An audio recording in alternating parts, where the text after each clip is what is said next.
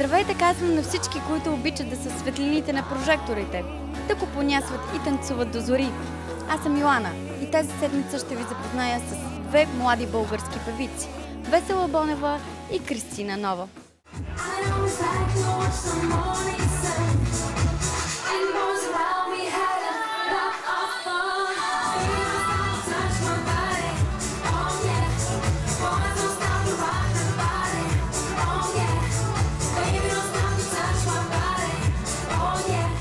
Поп-дивата Весела Бонева, позната от участието си в Евровизия, направи уникално парти в Енканто пред посетителите на заведението и своите родители. Тя работи с приятеля си, композиторът Цветлин Къслев. Двамата изненадоха феновете си с нова песен, която представиха на 18 януари. Намираме се в клуб Енканто, до мен е Веси Бонева. Здравей, Веси! Ти си родом от Пловдив. Как се чувстваш на собствена територия? Чувствам се като у дома си. Много приятели бяха тук тази вечер, моите родители, което ме кара да се чувствам много щастлива, защото няма по-хубаво нищо на света от това да си вкъщи. С Светлин сте заедно от доста години. Да очакваме ли през тази година сватба? Не мисля, че е дошло времето. Не мисля, че и тези неща са важни в отношенията между хората. Ние с него се разбираме перфектно, живеем заедно, работим заедно, това ни е събрало. За сега няма да изпадаме в някакви големи събития, със сигурност. Имаше договор с италианска продуцентска фирма, прекрати го, те заведоха дело срещу теб. Какво се случи? Ами, случи се това, че в момента все още водиме такова дело в Италия. То е вече в процес около една година, но това на мен не ми пречи аз да си правя моите авторски неща, както всички зрители виждат. Правя си авторската музика, действам си, вече се продуцирам сама, имаме собствен лейбъл със Светлин, CVS Music. Може би делото ще се проточи много години, тъй като това все пак е Италия. Това не ме притеснява. Аз съм в правото си да разваля този договор и ще го разваля. Снимала си се за еротично списание. Това повлия ли по някакъв начин на твоята кариера? Не мисля, че е повлияло по кой знае какъв начин, тъй като това беше много отдавна. Аз вече дори не си спомням това нещо. Да, това беше в едно мъжко списание. Аз знам, че много артисти по принцип се снимат. Това е една друга светлина, която те хвърлят върху себе си. Това е част от артистичният вид на един изпълнител, според мен.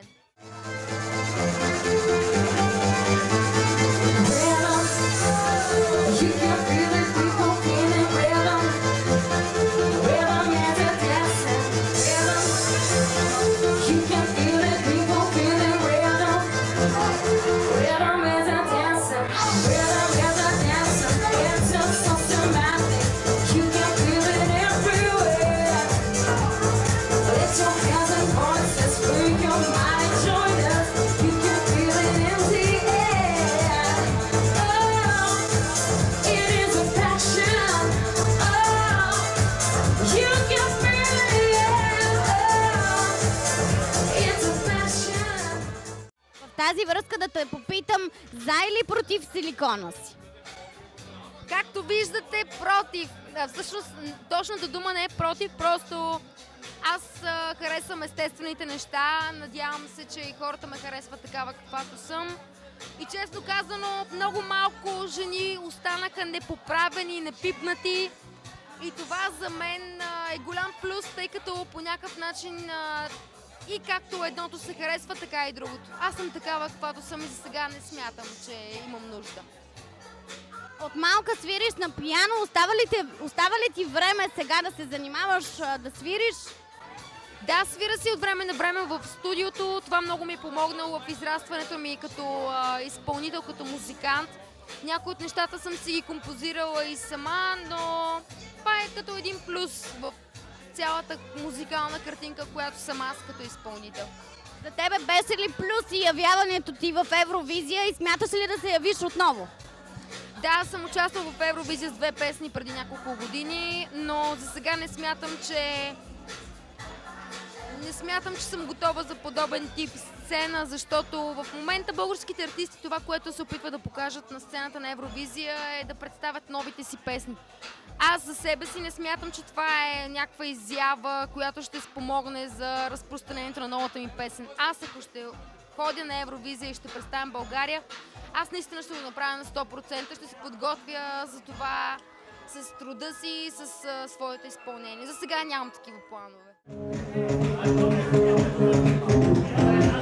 I'm not afraid of things that you say.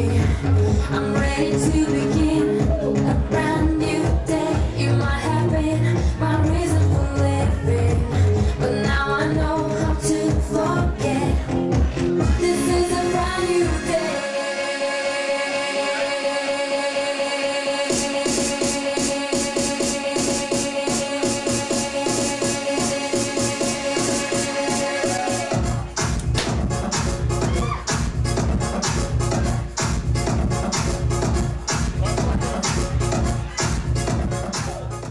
Ако трябва да си пожелаеш едно желание, което да ти се сбъдне през тази година, какво би било то? Желанието, което си пожелавам е световна кариера, тъй като в момента имам, така да се каже, възможността музиката ми да излезе извън рамките на България. Това си пожелавам тази година. Световна кариера.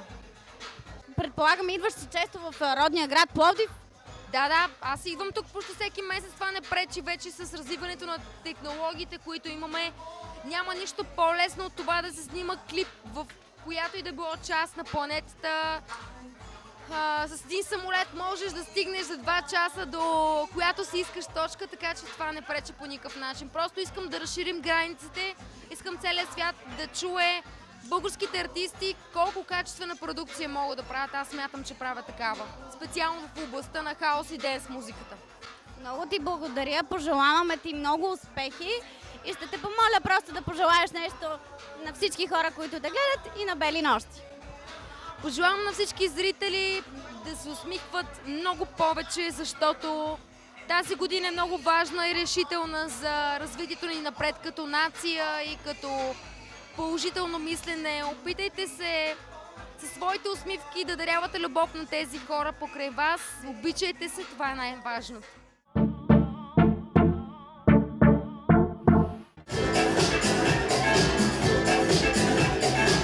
Кристина Нова впечатли пловдивската публика, като направи своя дебют в града по тепетата в елитния Planet Club.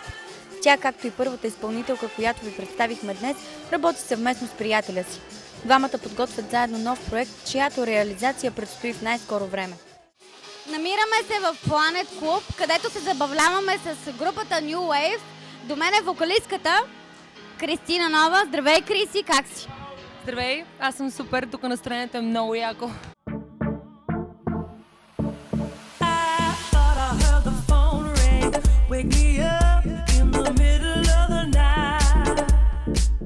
Разбрахме, че тази вечер е първото ти представяне, дебют на новия ви проект, така ли е? Всъщност не съвсем. Това е първото ни идване специално в Planet Пловдив. Иначе сме били гости на веригата Planet в София и във Варна. А за първи път сме на тая сцена. Освен това, проекта ни е, така да се каже, още бебе. Прохожда от около месец-два. Но за сега се налага много успешно по клубовете и хората го приемат много готино, за което съм много щастлива и двамата много се радваме. Нашата история е много неконвенционална. В смисъл, че не сме се търсили покрай музиката.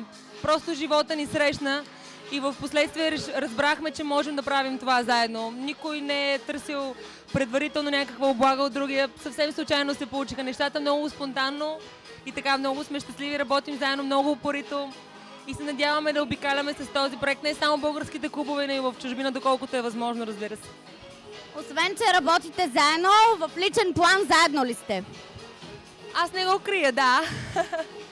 Не го крия, точно това исках да кажа в началото, че нас ни свързаха други неща и в последствие любовта ни към музиката ни помогна да създадем този проект, който е, освен изпълнен с много кавъри на известни парчета, опитваме се да правим по-клубен звук и в зависимост от типа заведение да налагаме различни стилове.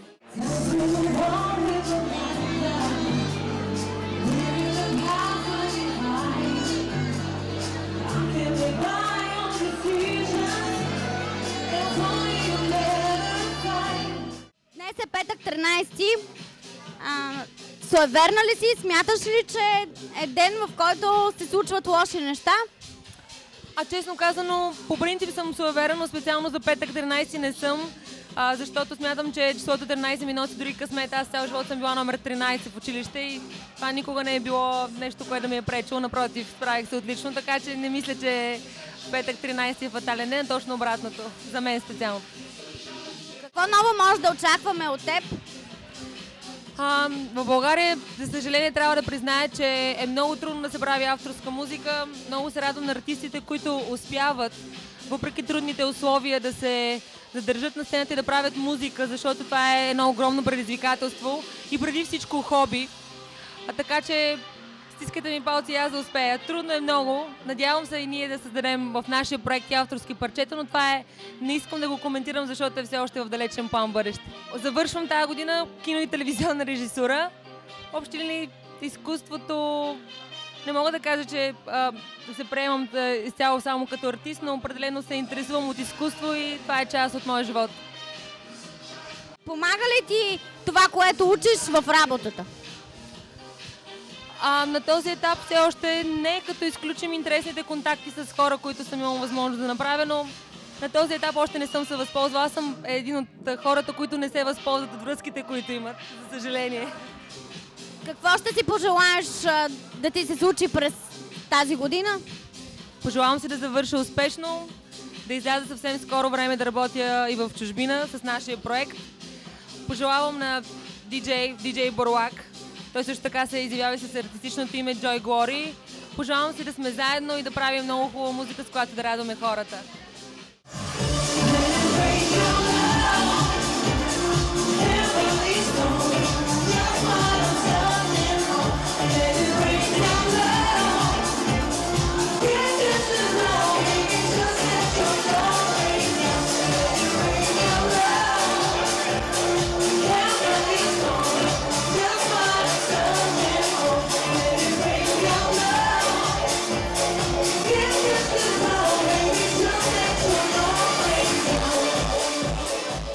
Как се чувстваше тази вечер в Планет? Аз се чувствам прекрасно. В интерес на истината имам намерение утре да остане и да се разходя из Пловдив, защото не съм го правила от много отдавна. Така че чувствам се супер, защото отдавна не съм била тук.